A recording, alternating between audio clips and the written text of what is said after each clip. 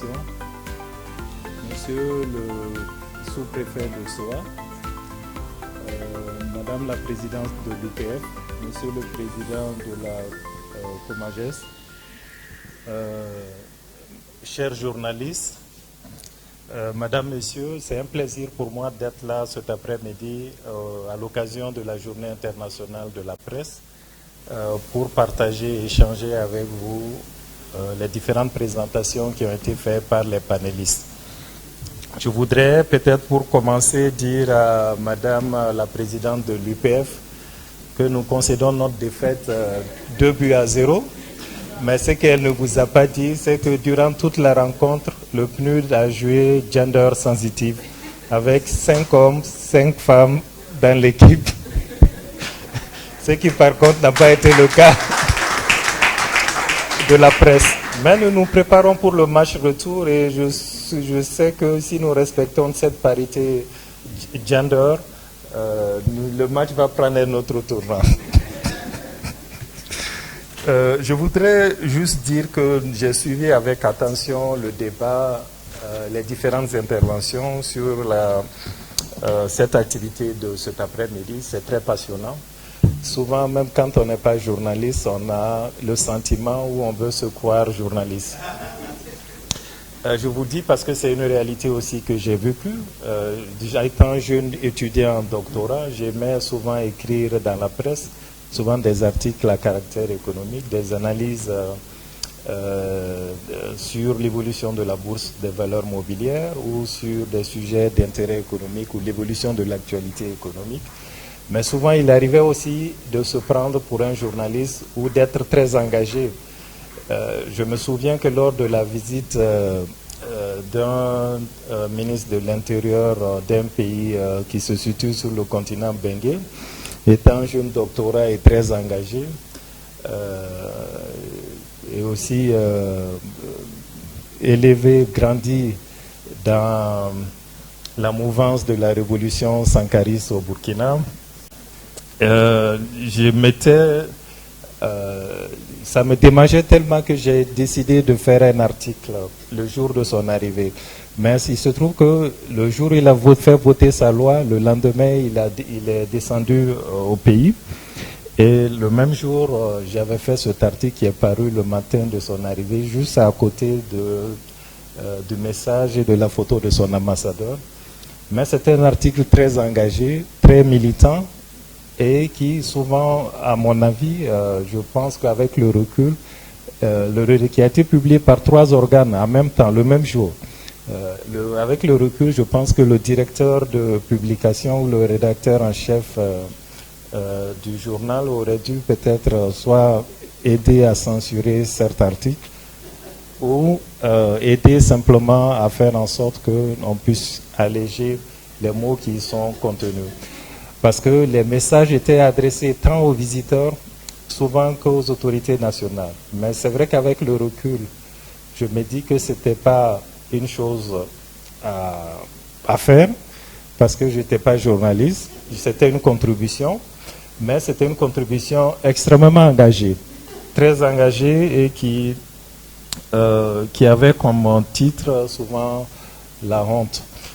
Mais je pense que ça ramène au rôle que nous devons jouer en tant que souvent responsable d'une structure, d'une organisation ou responsable d'un média sur le respect souvent des caractères de la déontologie, le respect souvent de l'éthique et aussi souvent le respect de l'autrui, souvent quand on écrit ou on rédige un article.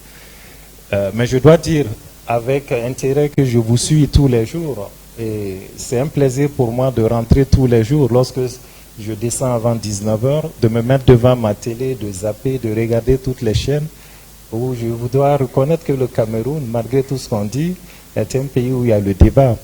Et si vous prenez toutes ces chaînes à 19h, vous tombez sur un débat public sur des questions d'actualité, des sujets économiques, des sujets de société, des sujets de politique. Et c'est très rare. Souvent, dans beaucoup de pays, les débats ont lieu souvent le week-end, ou une fois par semaine ou 2 fois. Mais à Yaoundé, au Cameroun, à Douala, c'est tous les jours.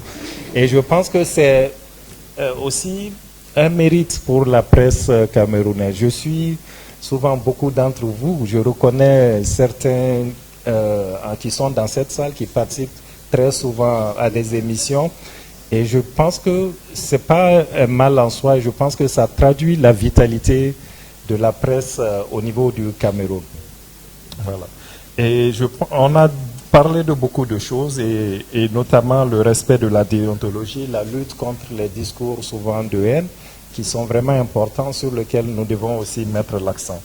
Et je voudrais dire, Madame la Présidente de l'UPF, que Monsieur le Président de la CAMGES, que le partenariat que nous avons commencé depuis l'année dernière est un partenariat fructueux qui va se poursuivre et qui ne se limitera pas à cette année. Beaucoup de commentaires et de suggestions ont été faits à l'endroit de la corporation, souvent le besoin d'engager souvent des études de réflexion sur comment améliorer, sur comment faire en sorte que le métier soit plus gratifiant, le métier soit plus respectueux aussi de la déontologie. Et je pense que nous sommes disposés à voir avec vous comment est-ce que nous pouvons nous accompagner dans la limite de nos moyens techniques et financiers dans ce cadre-là. Vous jouez aussi un rôle très important en termes d'accompagnement du processus de développement, parce que quels seraient les programmes nationaux, non seulement du gouvernement, la SND 30, mais aussi nos programmes que nous mettons en œuvre au niveau du programme des Nations Unies pour le développement, sans vous, les relais de la communication auprès des populations, parce que le Cameroun compte près de 27 millions d'habitants, et les seules personnes qui peuvent relayer la communication, l'information auprès des populations jusque dans les contrées reculées, c'est à travers la presse, à travers les médias. Donc nous allons cesser de vous remercier pour le rôle combien important vous ne cessez de jouer dans le processus de développement, à travers la sensibilisation, l'éducation et non seulement l'accompagnement des populations.